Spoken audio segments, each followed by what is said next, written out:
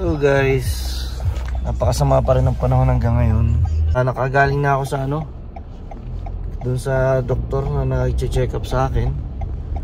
Tapos dumaan na rin ako sa opisina sa manager namin para try abot yung doctor's report.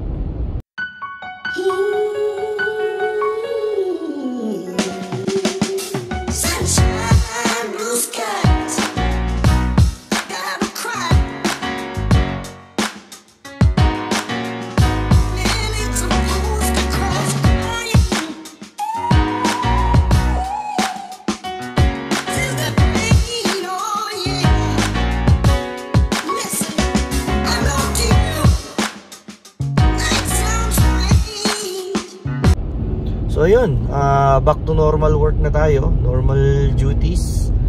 Wala nang restriction kasi ay sobrang okay na yung likod ko. Talagang masasabi kong effective yung alaga sa akin ng physiotherapy.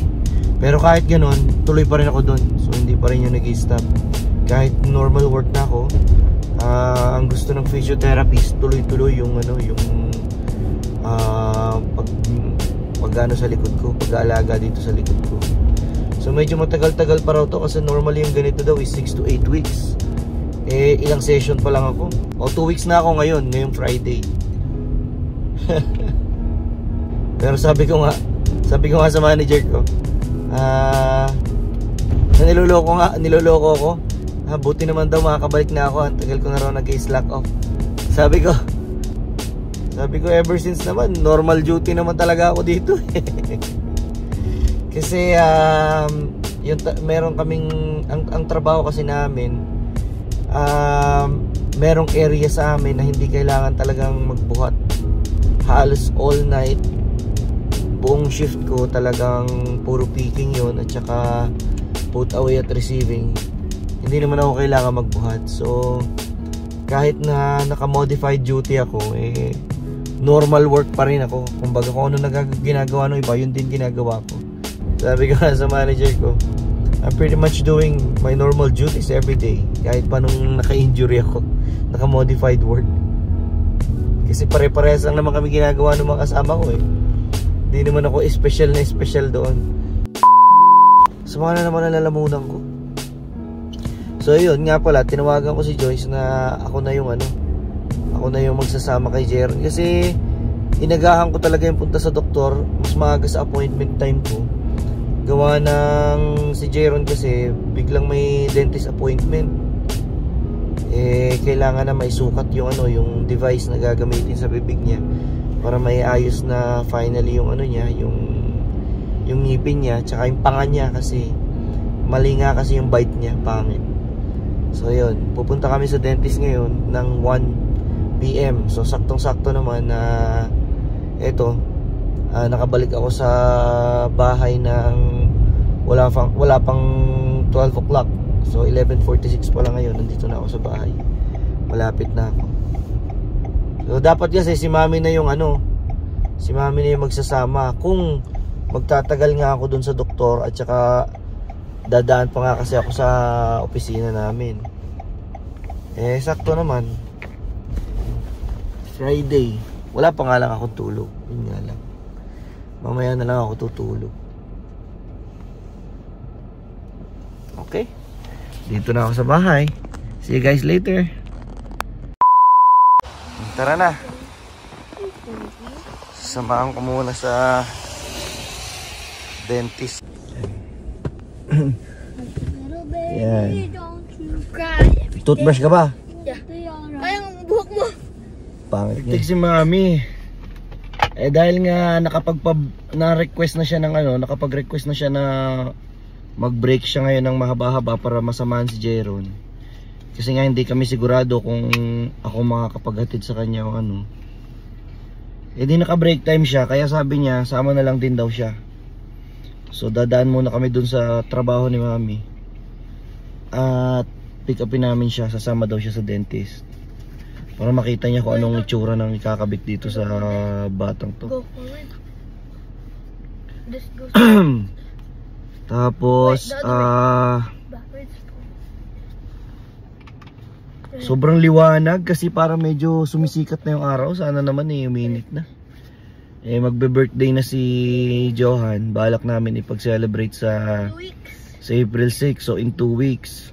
Kaya nga lang, itong mga darating na araw, ang lalamig pa rin.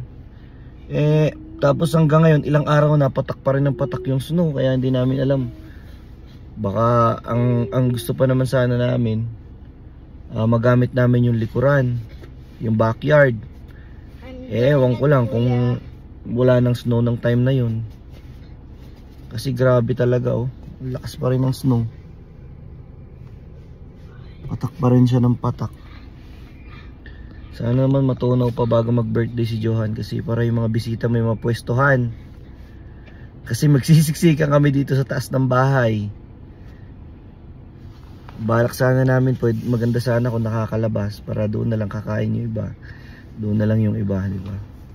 Hindi kami kasya dito sa loob ng bahay pag nagsabay-sabay. Punta muna kami sa dentist. See you guys. Sige na, pasok ka na. Pasok ka na.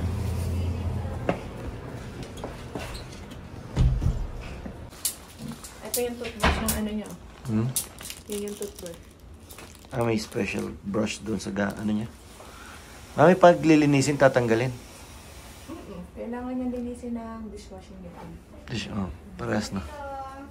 So, nakabitan. Nasa si kuya? Kaya niyang tanggalin mag-isa? Siya? Tinuro nito. Kuya, yung school hindi natatanggalin. Hindi. Patay ka. Hello. Sasabihin ng mga classmate mo, weird. Hindi, malay mo, pagtagal, mag-adjust din yung ano mo, yung salita mo. Kaya nga sabi niya, Daddy, mag-practice na siyang kumanta ng may suot. Kasi para masanay din yung bibig niya na nakaganan. Ayan, naparusahan ka tuloy. Subukan mong kumanta, mga pag-uwi. Nang ganun. Hindi lang naman isang kanta Parang naglalaway ako sa itsura mo. which one do you want? Which one do you want? Mami, hindi ito makakakanta talaga. Tatanggalin ko na ka lang. Hindi kaya lumuwag siya ng lumuwag kapag tinatanggal. Yun lang ang sabi, Sunday lang. Sunday lang. Practice? Ganyan ako magpa-practice? Magpa-practice ka, pero huwag ka nang You could. Teka lang, ano? Diyan ka muna. You could also do this. walang, Hindi ka makakanta dyan. Paano pa? Tatanggalin ko sa practice saka ano. Pwede Saka ka Sunday. sa practice. Pero i-explain mo lang sa teacher mo na something weird. Sabi mo. I cannot answer properly. Can I write my answer? go back to the room. Tatanggapin bata, Johan? Ano pa? Tatanggapin ka ba nila? Yung ibabayad ni mami. Ay, hindi. Hindi pala. Buti na lang si John, hindi gano'n ang ngipin. Yeah. So how much is the device? 1,200. How much is the total? 1,295 and 20 cents. Okay, perfect. Thank you. And for 6 months. For 6 months. Para Buti na lang break si Doc. Afternoon breaks naman. Yeah, that one's usually 2 years. 2 years to pay for that. Kailangan mag-overtime ka, ha? You always have ortho to your plan. Usually it's like a one. No, they asked. He asked, but it's a group plan. Group insurance, they don't modify. Sabi niya. Tapos yun sa amin naman maarte, kaya sabi ko, okay, yan na, magbayad na lang kami. Wala kami magagawa. Pagka nag-brace ka, automatic brace kasi. So yung sungki mo na sobrang dami, yun hinihila-hila niya, kaya sabi na sakit. So you said you had this device before when you were young? Yeah, I don't remember. Ano na pala to? Matagal na din. Akala ko bago pa lang. It looks very similar. Like if I have one top and bottom. Pang-correct talaga siya ng Correct ng... But I have small feet compared to it. No. After a month pala check-up niyan. I-save natin sa ano. Kailangan natin mag-note, mag-calendar. Para hindi makalimot. Para hindi natin makalimutan. Schedule ko naman. Grabe, wala na akong boses kasi hindi pa ako nakakatulog. Ito yung pangalan. Perfect. Clients here. Clean version pictures. Okay. Ay, yung schedule pa lang sunod. April 22. Tingin ko eh. Ganyan ka. Tsaka iba. Ayusin niya yung ano, yung linya ng ngipin niya. Tsaka yung Toothbrush ko. yung art ng ano niya. 22 meron. Saka iba. Ng panga niya. Bumbo. Ate doctor lang. Tsaka yung bite. Alpak eh. Mga 4:30. Buti na lang kay Joke. Hindi ganun. Nga. Oh, ganda ng linya ng... Makita mo yung teeth mo? Ganda ng linya ng teeth mo. Kay Kuya kasi palpak eh. Kaya nga lang ang noon ito may butas. Ano ba tingin niya? Oh, galing na. 2,000 years later. Movie marathon kami pero si Johan tsaka si Mami mas maagang nakatulog. Ay, ito ang problema. Napainom na naman ng kape. Hindi na naman dinadalaw ng antok.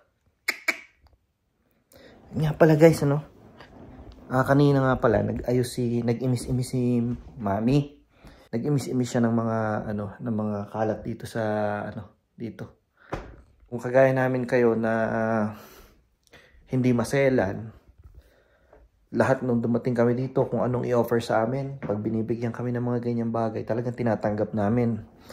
Kasi mas pinipili namin ang makatipid kaysa bumili ka ng bumili ng mga ganyan na lalo na sa mga bata na ang dali namang maiwanan, di ba? Ang ilan lang dyan ang binili namin din, ang karamihan talaga sa gamit namin is pinasa lang din sa amin.